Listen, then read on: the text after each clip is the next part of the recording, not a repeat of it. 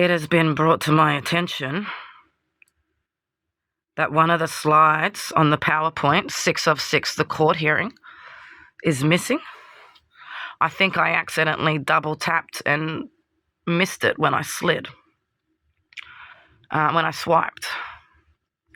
Now the thing is that video is not just about the hearing itself. So it shows the paperwork from the hearing, the emails with the lawyers, but it also shows the damage that was caused and everything that was happening to me during the court hearing.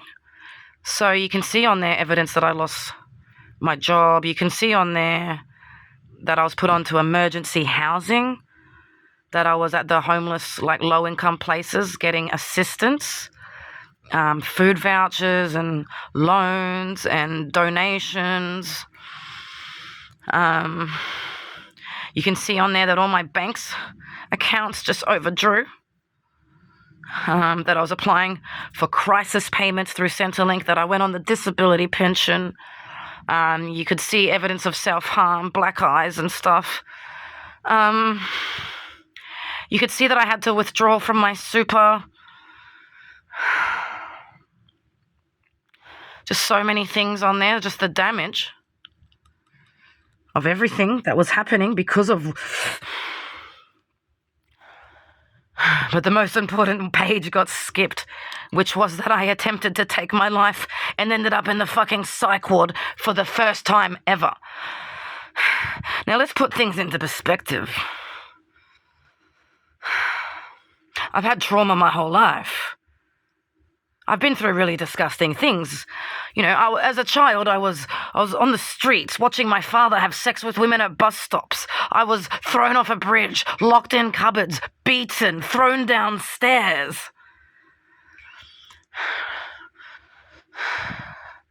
And that was before he raped me, before I lost my family.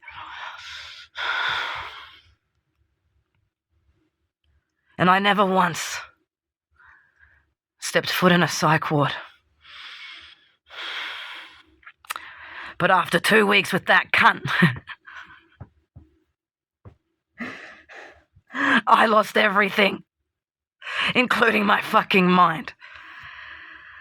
So you would have heard me mention that I had a previous channel. On that previous channel, I only had a couple of subscribers, like 13. When it got shut down, 6 of them left and 7 of them stayed and have carried over onto this channel. So they know exactly what I'm about to talk about. I was all kinds of fucked up. I was not okay. And I was emailing, I was going nuts. The Trauma Centre of Australia, the way they handled it was so disgusting that a sergeant at the local police station, I think it's called Q, reached out to me to see if I was okay and acknowledged that the way they handled it wasn't good. The founder of that place, Peter, sir, you are not trauma aware and your organisation is disgusting. Calling it the Trauma Centre of Australia is a very bold and inaccurate statement. Anyway, because no one was taking me seriously and I was just losing it, I was like, oh, really? Okay. Maybe you'll listen if I go out with a bang. And I lost my shit. And I gave a video showing a bucket list and a countdown to me just fucking ending it because I was at that space. But I didn't make it to the end of the bucket list. I got pushed over the edge even sooner. Mother's Day came round and that fucked me up. The person I was staying with, I was staying with this person, sleeping on their couch, sleeping in this fucking shed out in the yard with my rabbits. And it was really tough, but actually, I trusted her and found out that she was lying. Completely not the type of person I thought she was, and it really fucked me up. I felt really betrayed and isolated, alone and used, and really fucking stupid for trusting that bitch. And I'd also gone to a doctor because I felt that I was saturating my cells with THC and I wanted a different dose because it was really strong. and I wanted to try different strains and stuff. That doctor said that I had to take 2 weeks off the THC, cold turkey. We've seen what that does. And after explaining my whole story with GPs and pills, and that doctor told me to cut cold turkey off my THC, don't worry about the withdrawals, gave me a box of benzos and a box of antipsychotics. So because I wasn't okay with the person that I was living with, staying with, it was disgusting, some of the things she did.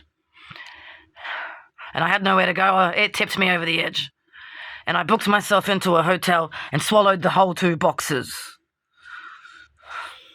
Put a bag over my head and told my lawyer, don't fucking worry about it, mate. Passed out with a plastic bag over my head. Woke up to the police coming into the hotel with vomit on me. And I was put in the psych ward. Now, this is someone who has endured so many things and never once needed to go to a psych ward. So let's have a look at my time there, thanks to Daylesford. So this here shows that I was admitted, as you can see here, sleeping rough in a shed. It's supposed to say 3 rabbits. I immediately just booked the ferry. I got a loan. I don't remember how I got the money to do that. I somehow got a loan or money from somewhere to get on the ferry. It was the 22nd, and I ended up changing it to the week later. But as you can see here, intentional overdose, 60 of those, 20 of those. Now look at this. Contacted by her lawyer. Oh no, it's the next page. I want to show you something specific. Here we go. Mental state. June 23, following an incident with a herbalist in Daylesford, resulting in an IVO being placed against Chloe and being forced to leave Daylesford, with ongoing court appearances and legal issues following the same. And then just down there it shows you how fucked up I am, yeah? Okay, now, on here, look at this. Feels begrudged ongoing at perceived thoughts that she was ran out of Daylesford.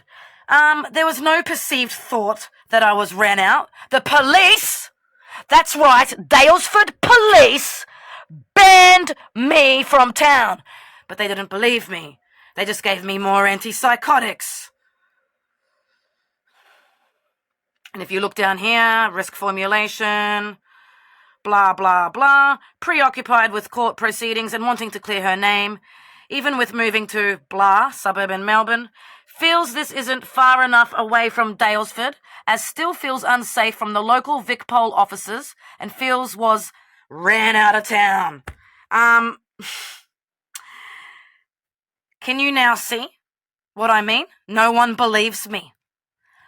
No one believed me. I have police documentation showing that I was banned, but I was still just a fucking nutter.